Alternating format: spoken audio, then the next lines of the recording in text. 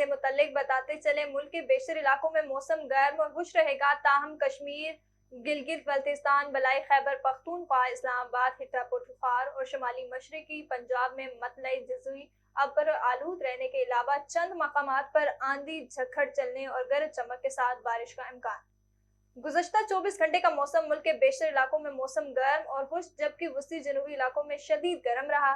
ताहम कश्मीर, इस्लामाबाद, हिट्टा पटुखार, बलाई खैबर पख्तूनख्वा, गिलगित बल्तिस्तान और लसपीला में चंद मकामात पर तेज हवाओं और गरज चमक के साथ हल्की बारिश बूंदाबांदी हुई।